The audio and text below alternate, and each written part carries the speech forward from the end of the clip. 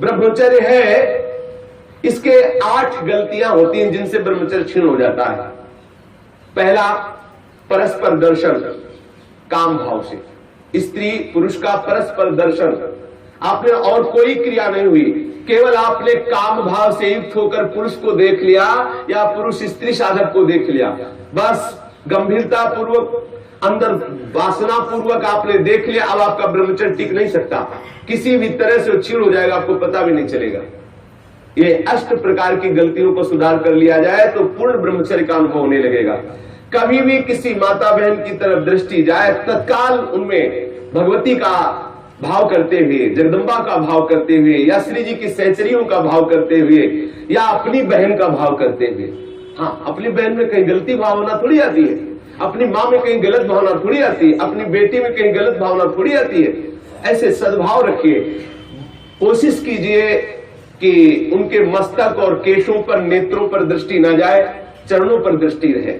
जो चाहे आपन कल्याणा, सुजस सुमति शुभगति शुभ नाना, सो परनार लीलार गुसाई, तजो चौथ के चंद्र किनाई। जैसे चौथ के चंद्रमा को देखने से कलंक लगता, लोग बचते हैं, ऐसे ही माता बहनों के नेत्र, मस्तक और केस, इन 3 को देखने के लिए अपनी दृष्टि को बचा लो। नेत्रों में नेत्र न मिलने पावे, उनके ललाट और उनके केस पास पर दृष्टि न जाने पावे, उनके चरणों पर दृष्टि रहे। संभाषण करना हो तो सर नीचा करके ही उनसे संभाषण करो। ये आद्य शक्ति जगदम्बा के अंश स्वरूपा है, ये श्री जी की सहचरी है। ऐसा भाव रखकर उनसे वार्ता करो। ज्यादा देर वार्ता मत करो, एकांत में वार्ता मत करो।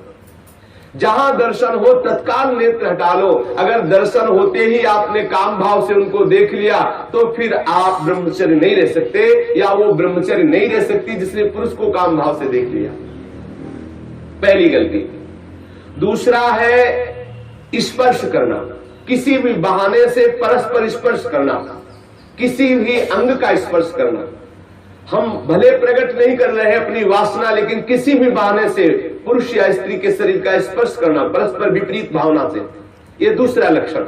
यदि आप प्रकट तो नहीं कर रहे लेकिन किसी भी बहाने से आप स्पर्श कर रहे हैं, आपके अंदर काम का भाव चल रहा है, तो आप ब्रह्मचर्य नहीं रह सकते, आपका ब्रह्मचर्य क्षीण हो जाएगा। दूसरी गलती।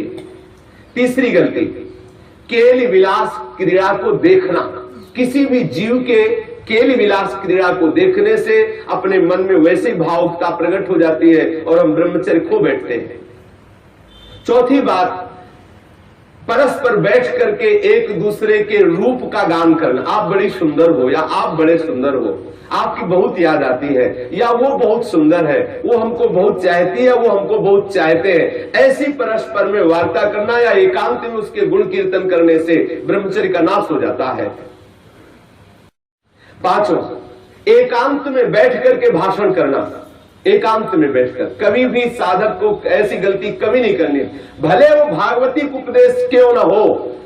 जब आप देख लीजिए कि हमारे चित्त पर पुरुषत्व का अभिमान नष्ट हो गया है, किसी भी स्थिति में हमारे हृदय में भावना नहीं आएगी कि भोग्य वस्तु है, तो फिर सच्चिदानंद भगवान की अपार कृपा है कि त्रिभुवन में आपको कोई हिला नहीं सकता। नहीं स्वात्मा रामम विषय मृग तृष्णाम भ्रमयति। ज्ञानी भ्रष्ट हो सकता है लेकिन बोधवान नहीं, भक्त विचलित हो सकता है लेकिन प्रेमी नहीं।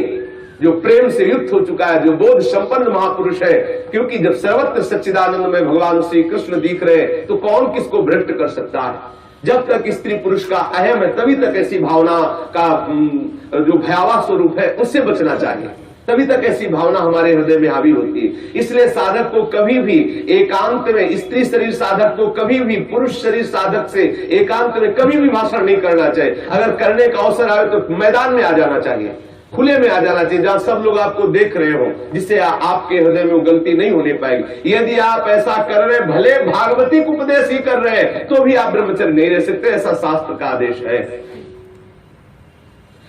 एकांत में किसी स्त्री को दूर से देखकर या पुरुष शरीर को देख करके भोग का संकल्प कर लेना, वासना का संकल्प कर लेना, ये ब्रह्मचर्य का नाश कर देने वाला संकल्प होता है। दृढ़ निश्चय कर लेना, संकल्प कर लेना। या विपरीत देह वाले, जैसे पुरुष या स्त्री, विपरीत देह वाले संग में एकांतिक केली कर लेना। ये अष्ट प्रकार के जो ब्रह्मचर्य नष्ट करने वाले भाव है, इनसे पूर्णतया बचा जाए। जो ब्रह्मचर्य रहना चाहे, कभी भी कामुक दृष्टि से परस्पर शरीरों को ना देखे। स्त्री शरीर साधक या पुरुष शरीर साधक परस्पर किसी को कामुक दृष्टि से न देखे। कभी बुरी भावना से किसी भी माता बहन का स्पर्श न करे। कभी भी किसी भी तरह से अपने निकट ना आने दे, ना उनके निकट जाए। ये बहुत काम की बात है, इसे साधारण मत समझिए। हम भजन करते हुए भी जो आनंद का अनुभव नहीं कर पा रहे, यही गलती है, हम यही मिस्टेक कर रहे हैं। भले हम किसी का संपर्क नहीं कर रहे, लेकिन हमारे अंदर वासना की गणित लगती रहती, इसीलिए हमें परमानंद का अनुभव नहीं हो रहा। हमें सावधानी रखनी है। देखो, ये ऐसा कोई अपने में ना जाए कि मैं सिद्ध हो गया हूं, मैं जैसा मनमानी आचरण चाहूं कर सकता हूं। भगवान व्यास देव जी ने लिखा कि बड़े बड़े विद्वान भी इस आकर्षण में अपने आप को ढीला मानते हैं और गिर सकते हैं। इसलिए सावधानी पूर्वक, विद्वानों को भी ये जो आकर्षण है खींच सकता है, इसलिए सावधान रहे। कभी भी ब्रह्मचर्य व्रत धारण करने वाले उपासक को या गृहस्थ धर्म धारण करने वाले गृहस्थी को भी अपनी पत्नी के सिवा कभी और के साथ एकांत में संभाषण नहीं करना चाहिए।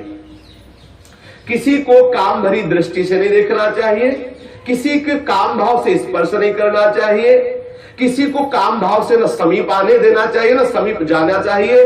कभी किसी को एकांत में परस्पर विरोधी शरीर वाले को, स्त्री पुरुष शरीर वाले को खेलना नहीं चाहिए। कोई भी खेल अकेले में नहीं खेलना चाहिए। कभी भी एकांत में बैठकर मजाक नहीं करना चाहिए। कभी भी एकांत में बैठकर बातचीत नहीं करनी चाहिए।